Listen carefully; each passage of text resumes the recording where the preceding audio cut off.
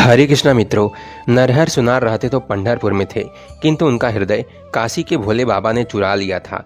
शिव की भक्ति में रहने पर ये इतने मग्न रहते थे कि पंढरपुर में रहकर भी विट्ठल भगवान को न तो इन्होंने कभी देखा और न ही देखने को उत्सुक थे। नरहर सुनार का काम करते थे, इसलिए जब सोने के आभूषण बनाते तो उस समय भी शिव शिव शिव शिव का नाम सतत इनके ओठों पर रहता, इसलिए इनके बनाए आभूषणों में भी दिव्य सौंदर्य झलकने लगता था। पंढरपुर में ही रहता था एक साहूकार, जो कि विट्ठल भगवान का भक्त था। उसके कोई पुत्र न था। उसने एक बार विट्ठल भगवान से मनौती की कि यदि उसे पुत्र हुआ तो वह विट्ठल भगवान को सोने की करधनी पहनाएगा। विट्ठल भगवान की कृपा से उसके पुत्र उत्पन्न हुआ। वह खुशी से फूला न समाया और भागा भागा नरहर सुनार के पास सोना लेकर पहुंचा और बोला, नरहर जी, विट्ठल भगवान ने प्रसन्न होकर मुझे पुत्र प्रदान किया है, अतः मनौती के अनुसार आज मैं विट्ठल भगवान को रत्न जड़ित सोने की करधनी पहनाना चाहता हूँ। पंढरपुर में आपके अलावा इस प्रकार की करधनी और कोई गढ़ नहीं सकता, इसलिए आप यह सोना ले लीजिए और पांडुरंग के मंदिर में चलकर विट्ठल भगवान की कमर की नाप ले आइए और जल्दी से करधनी तैयार कर दीजिए।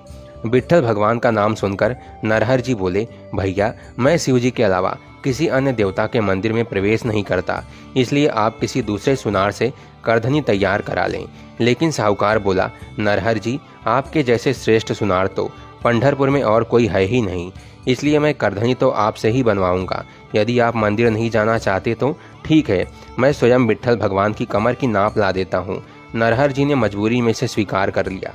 साहूकार विट्ठल भगवान की कमर का नाप लेकर आ गया और नरहर जी ने नाप की रत्न जड़ित सोने की करधनी बना दी। साहूकार आनंद पूर्वक उस करधनी को लेकर अपने आराध्य देव विट्ठल भगवान को पहनाने मंदिर गया। जब पुजारी जी वह करधनी विट्ठल भगवान को पहनाने लगे तो वह करधनी कमर से 4 अंगुल बड़ी हो गई। साहूकार करधनी लेकर वापस नरहर जी के पास लौटा और उसने करधनी को छोटा करवा लिया। जब वह पुनः करधनी लेकर मंदिर पहुंचा तो पुजारी ने वह करधनी विट्ठल भगवान को पहनानी चाहिए, तो अब की बार वह 4 अंगुल छोटी निकली। नरहर जी ने करधनी फिर बड़ी की तो वह 4 अंगुल बढ़ गई, फिर छोटी की, वह 4 अंगुल कम हो गई। ऐसा 4 बार हुआ। पुजारी जी व अन्य श्रद्धालुओं ने साहूकार को सलाह दी कि नरहर जी स्वयं ही विट्ठल भगवान की कमर की नाप ले लें। साहूकार के अत्यधिक अन्न विनय करने पर नरहर जी बड़ी मुश्किल से विट्ठल भगवान के मंदिर में जाकर स्वयं नाप लेने को तैयार हुए, किंतु कहीं उन्हें विट्ठल भगवान के दर्शन न हो जाएं, यह सोचकर उन्होंने साहूकार के सामने यह शर्त रखी कि मंदिर में घुसने से पहले अपनी आंखों पर पट्टी बांध लूंगा और हाथों से टटोल कर ही आपके विट्ठल भगवान की कमर की नाप ले सकूंगा। साहूकार ने नरहर जी की यह शर्त मान ली और अनेक शिवालयों से घिरे पांडुरंग मंदिर की ओर कदम बढ़ाने से पहले नरहर जी ने अपनी आंखों पर पट्टी बांध ली।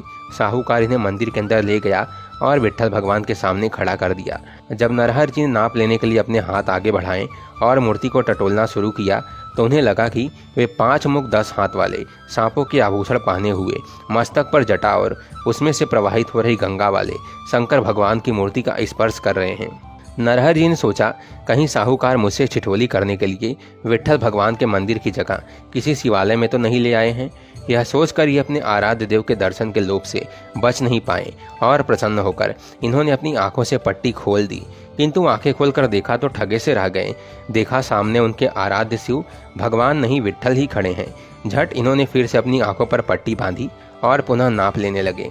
लेकिन जैसे इन्होंने पुनः मूर्ति के दोनों ओर अपने हाथों को ले जाकर कमर का नाप लेने का प्रयास किया तो इन्हें पुनः ऐसा आभास हुआ कि मानो ये अपने इष्ट देव बाघंबरधारी भगवान शिव जी का ही आलिंगन कर रहे हैं।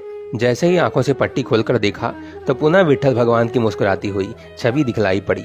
हड़बड़ाते हुए इन्होंने तुरंत अपनी आंखों पर पट्टी बांध ली और फिर से मूर्ति की कमर का नाप लेने लगे। लेकिन आंखें बंद करने पर पुनः मूर्ति में शंकर भगवान का आभास हुआ। जब ऐसा 3 बार हुआ तो नरहर जी असमंजस में पड़ गए। इन्हें समझ में आ गया कि शिव और विट्ठल भगवान अलग अलग नहीं हैं। जो शंकर हैं वे ही विट्ठल हैं और जो विट्ठल हैं वे ही शंकर हैं। अब तो इन्होंने झट अपनी आंखों पर बंधी अज्ञान की पट्टी उतार कर फेंकी और क्षमा मांगते हुए विट्ठल भगवान के चरणों में गिर पड़े और सुबक सुबक कर रोते हुए कहने लगे, हे विश्व के जीवन दाता, मैं आपकी शरण में आया हूँ। मैं शिव जी में और आप में अंतर करता था, इसलिए मुझ नराधम ने आज तक आपके दर्शन तक ना किए। आज आपने मेरे मन का अज्ञान और अंधकार दूर कर दिया। कृपया अपने इस अपराधी को क्षमा कर दीजिए। नरहर जी की सरलता पर विट्ठल भगवान रीझ गए और उन्होंने प्रसन्न होकर नरहर जी के इष्ट देव शिव जी को सम्मान देते हुए अपने शीश पर शिवलिंग धारण कर लिया। विट्ठल भगवान को सिर पर शिवलिंग धारण किए देखकर नरहर जी और भी अधिक रोमांचित हो गए और अश्रुपात करते हुए गदगद स्वर से उनकी स्तुति करने लगे। अब की बार नरहर जी ने विट्ठल भगवान की कमर की नाप लेकर प्रेमपूर्ण हृदय से जो करधनी बनाई वह उनकी कमर में बिल्कुल ठीक बैठी। विट्ठल भगवान को रत्न जड़ित करधनी पहने देख नरहर जी और साहूकार भाव विभोर हो उठे। अब नरहर जी विट्ठल भगवान को अपने इष्ट देव शिव भगवान का ही रूप मानने लगे थे। अतः ये विट्ठल भक्तों के वारकरी मंडल में शामिल हो गए। ये विट्ठल विट्ठल विट्ठल विट्ठल का भगवान नाम संकीर्तन करते हुए मस्ती में नृत्य करते आज भी अपने सिर पर शिवलिंग धारण किए पंढरपुर के विट्ठल भगवान के दर्शन कर भक्तजनों को नरहर सुनार की इस कथा की बरबस याद आ जाती है। हरे कृष्णा, राधे राधे। भगवान पांडुरंग विट्ठल की जय।